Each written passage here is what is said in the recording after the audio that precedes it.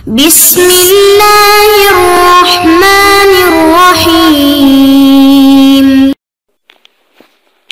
أعوذ بالله من الشيطان الرجيم. ومنهم أميون لا يعلمون الكتاب إلا أماني وإن هم إلا يظنون.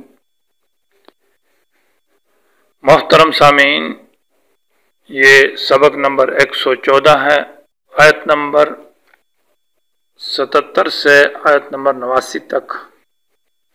آیت کریمہ کا ترجمہ: اور ان یہود میں سے بعض ان پڑھ عوام ہے جو نہیں سمجھتے کتاب کو بالکل، مگر صرف قراءت اور الفاظ پڑھنا یا خواہشات کی پیروی، اور یہ نہیں ہے عقیدے میں مگر صرف گمان اور وہم کے اوپر چلتے ہیں۔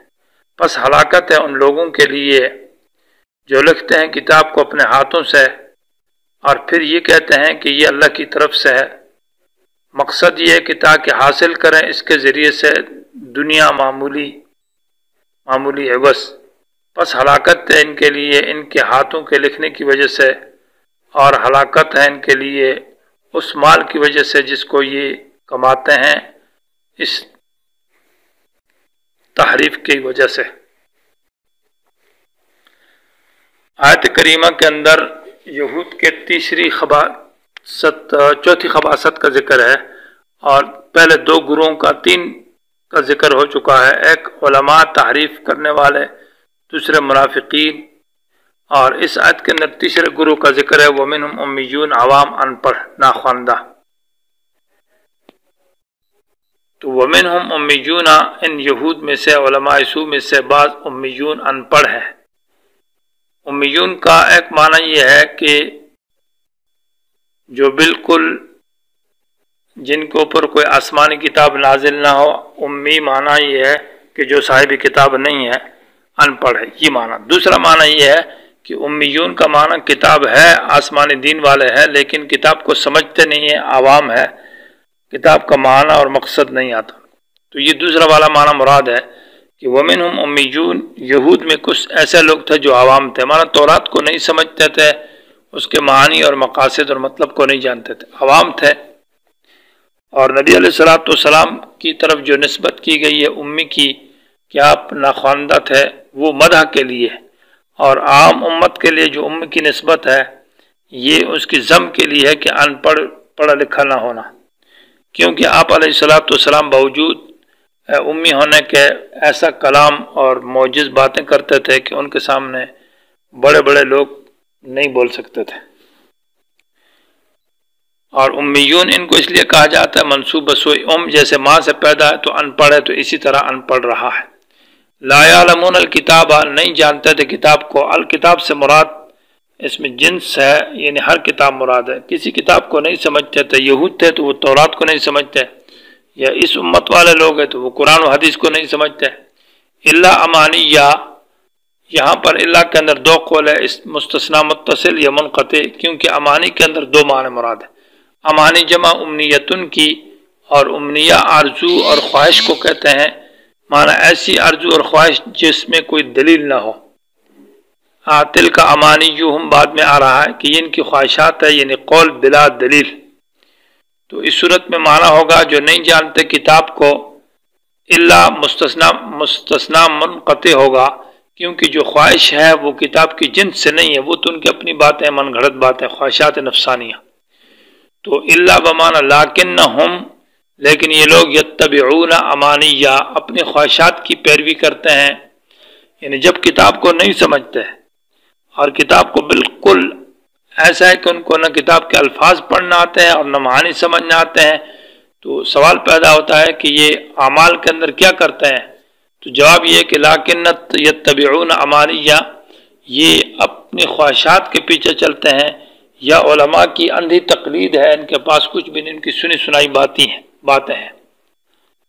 وَإِنْهُمْ إِلَّا يَظُنُّونَ، تو عقیدے کے اندر یہ کس طرح ہے؟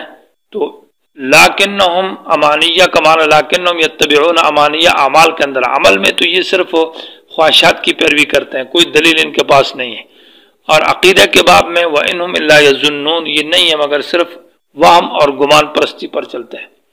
وہاں عمل کے باب میں علماء کے ان کے اقوال ہے، باتیں ہیں، لیکن وہ بلا دلیل ہے، اور عقیدے میں صرف خیالات ہے، کوئی بات ان کے پاس نہیں ہے۔ اور اگر امانی جمع امنیتن ہو اور امنیہ بمعنی قرات کے ہو تو اس صورت میں مستثنا متصل ہوگا۔ معنی یہ کہ لا یعلمون الکتاب، یہ کتاب کو نہیں جانتے، اس کا مقصد اور اس کا مطلب معنی نہیں آتا، الا امانیہ مگر صرف قرات اور الفاظ، یعنی بعض عوام یہ کہ قرآن پڑھے ہیں یا قاری ہے یا حافظ ہے، لیکن قرآن کا مطلب احادیث کا مطلب اور مقصد نہیں سمجھ میں آتا، تو صرف الفاظ ہے۔ اس پر سوال پیدا ہوتا ہے کہ جب یہ الفاظ پڑھتے ہیں اور الفاظ ہی تک ان کا کام ہے، اگر الفاظ کا مطلب اور معنی نہیں سمجھ میں آتا تو عقیدے کے باب میں یہ کیسے ہے؟ تو جواب دیا کہ وَإِنْهُمْ إِلَّا يَظُنُّونَ، یہ عقیدے میں صرف یہ کہ گمان کے اوپر چلتے ہیں، خیالات ہے تو، اور یہ خیالات جو ہے دلیل قطعی جب عقیدے میں نہ ہو تو پھر وہ عقیدہ درست نہیں ہے۔ ظن کا معنی ہے قول جو بلا دلیل ہو عقیدے کے باب میں یا عمل کے باب میں، اور اس سے عقیدہ ثابت نہیں ہوگا۔ فویل سے اب ہلاکت کا ذکر ان کے لیے تخفیف کا ہے۔ تیسری جماعت، چوتھی جماعت ہے جو محرفین ہے تحریف لفظی کے ساتھ، تو یہاں فا آیا ہے، اس کی وجہ یہ ہے کہ جب کتاب کو نہیں سمجھتے اور صرف قرات کرتے ہیں تو مطلب یہ ہے کہ پھر یہ اعمال کے اندر صرف تقلیدی شرکی تقلیدی اعمال کرتے ہیں اور من گھڑت باتوں کے پیچھے چلتے ہیں اور افتراء کرتے ہیں، تو اس لیے ان کے لیے ہلاکت کا بیان ہے۔ ویل ہلاکت کو کہتے ہیں، تربائی بربادی کو کہتے ہیں۔ بعض روایت کے اندر ہے کہ ویل جہنم کے اندر ایک وادی ہے جس میں آدمی گرے گا تو 40 سال تک گرتا رہے گا، لیکن حدیث ضعیف منکر ہے۔ اور بعد نے کہا ہے کہ جہنم کے اندر ایک پہاڑ ہے، اس کے اندر انسان کو عذاب دیا جائے گا، یہ بھی حدیث ضعیف ہے۔ صحیح ہے کہ ویل کا معنی ہلاکت اور تباہی اور بربادی۔ للذین، ان لوگوں کے لیے یکتبون الکتابہ جو کتاب کو لکھتے ہیں، بأیدیہم اپنے ہاتھوں سے۔ تو یہاں پر یہ بات کیوں کہی ہے کہ کتاب کو لکھتے ہیں اپنے ہاتھوں کے ساتھ، حالانکہ کتاب تو ہاتھ ہی کے ساتھ لکھی جاتی ہے؟ تو وہم کو دفع کیا جا رہا ہے کہ ہو سکتا ہے کہ کتاب لکھنا سے مراد یہ کہ ویسے کتاب نہیں لکھی، کسی کو حکم دیا یا آرڈر کیا یا بات بتائیے، تو اس وہم کو دفع کرنے کے لیے بھی ایدی کا لفظ ذکر کیا کہ نہیں، خود اپنے ہاتھ سے لکھا منا، یعنی بات لکھی ہے۔ یکتبون اپنے معنی میں لکھنے کے معنی مراد ہے، اور قباحت کی طرف اشارہ ہے کہ ان کے ہاتھوں کا لکھا یعنی یہ انتہائی قبیح ہے کہ خود اس چیز کو تحریف کی ہے انہوں نے۔ ثم یقولون، یہ پہلا گناہ ہے کہ جھوٹی باتیں لکھتے ہیں، من گڑت، من بدعات شرکیات کو ثابت کرنے کے لیے من گڑت احادیث موضوعہ اور اپنے علماء کے غلط اقوال، ان کی شرکی باتوں کو لکھتے ہیں۔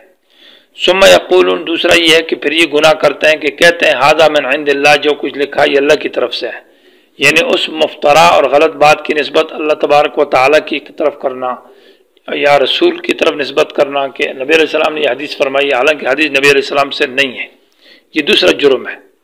مقصد اس کا کیا ہوگا لکھنے کا اور اللہ تعالیٰ کی طرف نسبت کرنے کا؟ لیشترو، تاکہ خریدیں یا پسند کریں اس کے ذریعے بھی ہی، اس لکھنے کے ذریعے سے اور اس نسبت کے ذریعے سے ثمنا قلیلا، اس معمولی عوض کو جو دنیا ہے، اور دنیا سے مراد یہ ہے کہ وہ پیسہ ہے، دنیا کے مال ہے، دولت ہے، زمین ہے، جائیداد ہے، یا عہدہ اور مرتبہ ہے، یا حب جاہ ہے کہ میرا مرتبہ بڑھ جائے، مجھے یہ عہدہ مل جائے، مقام مل جائے، تو ایسی باتیں کر کے یہ اپنے مذہب کو اور اپنے جماعت کی اس بات کے لیے بلندی کے لیے ایسی باتیں من گھڑت باتیں بیان کی جاتی ہیں۔